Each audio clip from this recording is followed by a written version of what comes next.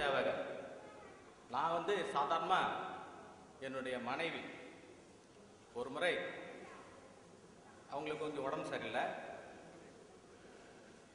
வள்ளலார் ஸ்கூலுக்கு அவங்க போட்டாங்க. அவங்களுக்கு கொஞ்சம் ஹார்ட் ப்ராப்ளம் இருக்கு. நான் போய் இதுபோல் எங்கள் அரிமாயாகிட்ட நான் சொன்னேன், திருநா போய் பாரு. அப்புறம் சந்திராயாகிட்ட சொன்னேன், அரிமாயாகிட்ட சொன்னேன், திருநா போய் பாரு. உடனே போய் சொன்னது தான். நான் அவருடன் செல்லவில்லை, அவரே போய் சென்று அங்கிருந்து ஒரு தொலைபேசி தான்.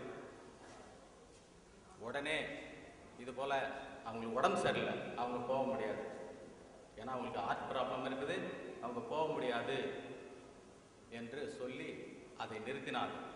வள்ளலார் ஸ்கூலுக்கு எங்கள் மனைவி போகலை, அது அவர் தான். இது போல் பல செயல்கள் பல விதமாக நாங்கள் அவர்கிட்ட இருந்து உதவி பெற்றிருக்கிறோம், மறக்க முடியாத உதவிகள்.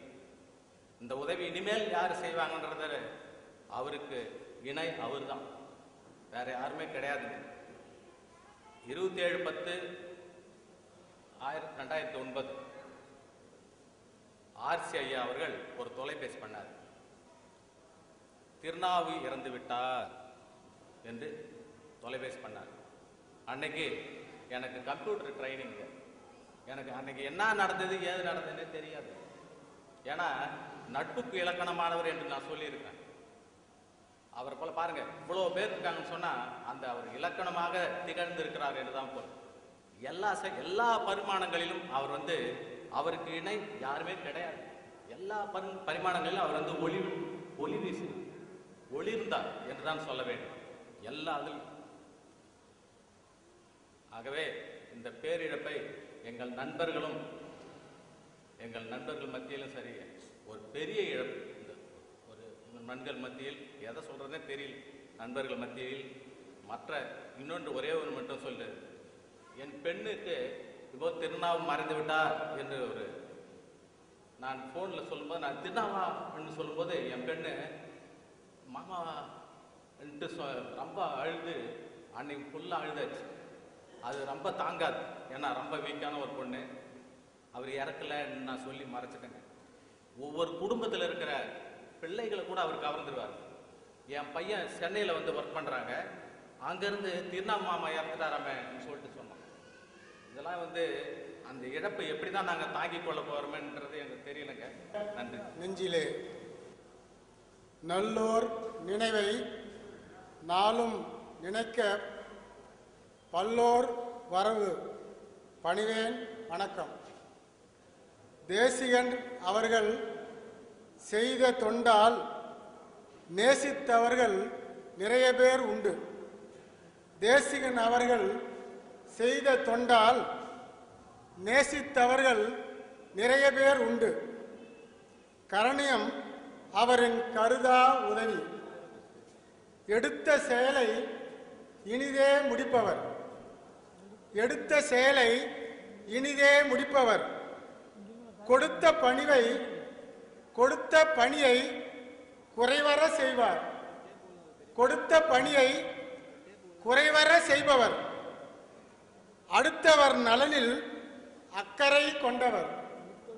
அடுத்தவர் நலனில் அக்கறை கொண்டவர். படுத்தவர் பொழுதை கழிப்பவர் அல்லர்.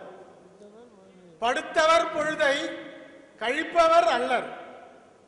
தமிழர் நலமும் தமிழின் வளமும், தமிழர் நலமும் தமிழின் வளமும் அமிழ்தன போற்றி துணையாய் நின்றார்.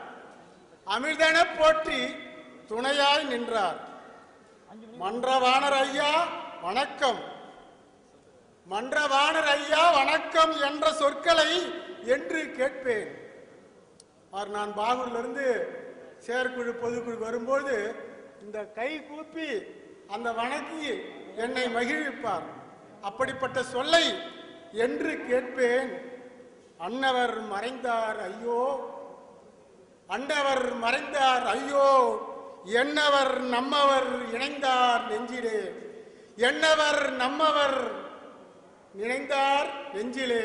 மக்கள் முதல்வரை அழைக்க வேண்டியவர் இங்கு இல்லை, அவர் மேலுள்ளவர் இருக்கிறார். அவர் இருந்திருந்தால் மக்கள் முதல்வர் இப்பொழுது இங்கு இருந்திருப்பார். அது இல்லாத குறையை இப்பொழுது உணர்கிறோம். இது போன்ற ஒரு நிகழ்ச்சிக்கு அவர் எவ்வளவு முத்தாய்ப்பாக இருந்தார் என்றால் தனித்தமிழ் கழகத்தை தான் அது தெரியும். தனித்தமிழ் கழகம் இப்பொழுது குருதியற்ற ஒரு கழகமாக உள்ளது.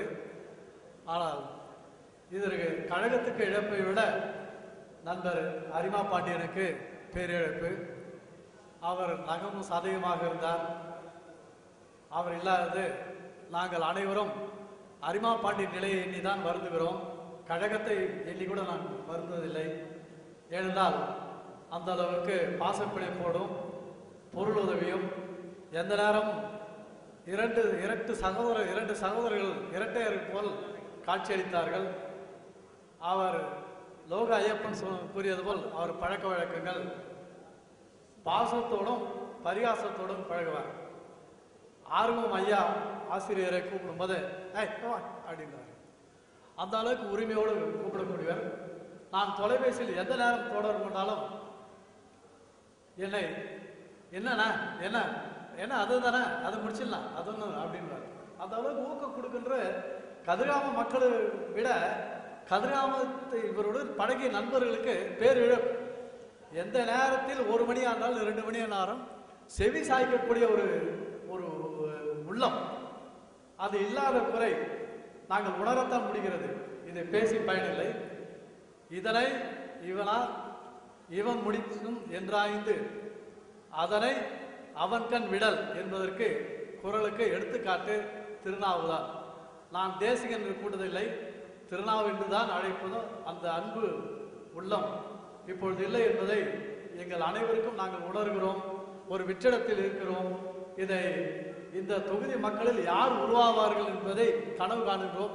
அப்படி ஒரு தொகுதி மக்கள் யாரோ ஒருவர் உருவானால் இந்த தொகுதிக்கு மிகவும் நன்று. இந்த அதற்கு பிறகு அவர்களை பற்றி எண்ணத்தினால் நாங்கள் விழுங்கிக் கொண்டு இருக்கின்றோம். இதை பேசி சொன்னால் நேரம் கூடும். ஆகையால் நன்றி, வணக்கம். அன்புள்ளம் கொண்ட அனைத்து உண்டங்களுக்கும் வணக்கத்தை தெரிவித்துக் கொள்கிறேன். நான் குட்டீஸில் பணி செய்து கொண்டிருக்கின்றேன். நான் அப்பாவுடைய குடும்ப நண்பர், அவங்களுடைய பையன் வந்து எனக்கு நண்பர். அதன் மூலியமா அப்பாவுடைய சந்திப்பு எனக்கு ஏற்பட்டது. ஜஸ்ட் ஒரு 6-6 மந்த்ஸ் தான். ஆனால் நான் வந்து அப்பா இங்கே நிற்பாங்க, நான் இங்கே நிற்பேன், 2 பேரும் வியாபாரம் செய்வோம். யாராவது ஒரு உதவிங்கும் போது உடனே விட்டுட்டு பார்த்துக்கப்பா அப்படின்னு சொல்லிட்டு உடனே போயிடுவாங்க. எவ்வளோ பிஸியாக இருக்கும், அவங்களுடைய பிஸ்னஸை பற்றி அதை நினைக்கவே மாட்டாங்க. ஆனால் முகம் தெரியாத ஆளுக்கெல்லாம் வந்து கேட்டால் கூட உதவின்றோடனே விட்டுட்டு போயிடுவாங்க. அந்த ஒரு உள்ளம், அந்த ஒரு அன்பு அப்பாட்டேருந்து நான் கற்றுக்கிட்ட ஒரு விஷயம்.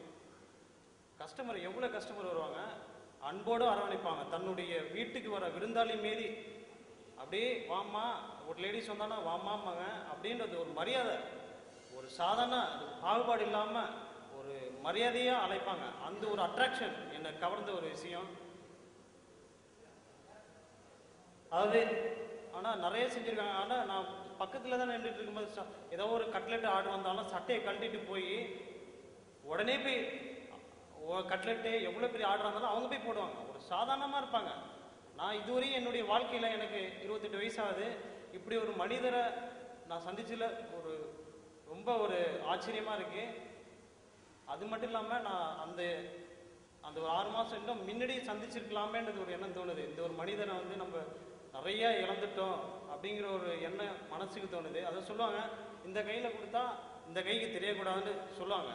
ஆனால் அதுக்கு உண்மையை அந்த தகுதி உள்ளவங்க எங்கள் அப்பா தான். கண்டிப்பாக நிறைய இப்போ உள்ள காலத்தில் வந்து பாப்புலாரிட்டி தேடிக்கிறாங்க. அவங்கவுங்க வந்து தன்னுடைய புகழை வந்து பாப்புலாரிட்டி பண்ணுறாங்க. ஆனால் அப்பா மட்டும் எனக்கு அவங்களுடைய இறப்பில் நான் பார்த்தேன். நான் எத்தனை பேர் கண்ணீர் விட்டாங்க. இந்த காலத்தில் வந்து சொந்தம் கூட அழுவ மாட்டாங்க. இப்போ உள்ள காலம் அதுமாரி. ஆனால் எத்தனை பேர் கண்ணீர் விட்டாங்க. அதுதான் அப்பா வாழ்ந்ததுக்கு அர்த்தமாக நான் நினைக்கிறேன். அப்பா அந்தளவுக்கு எல்லாருடைய மனசுல இடம் பெற்றிருக்காங்கடா. அது அவங்களுடைய வாழ்ந்த அந்த நடைமுறைகள், அவங்க வந்து மற்றவங்களுடைய பிரச்சனை தன்னுடைய பிரச்சனையாக நினைச்சதுனால இவ்வளோ பேர் பேசிட்டு இருக்காங்க. அது காரணமே வந்து அவங்களுடைய அது என்னன்னு தெரியல, அவங்கள்ட்ட இருக்கிற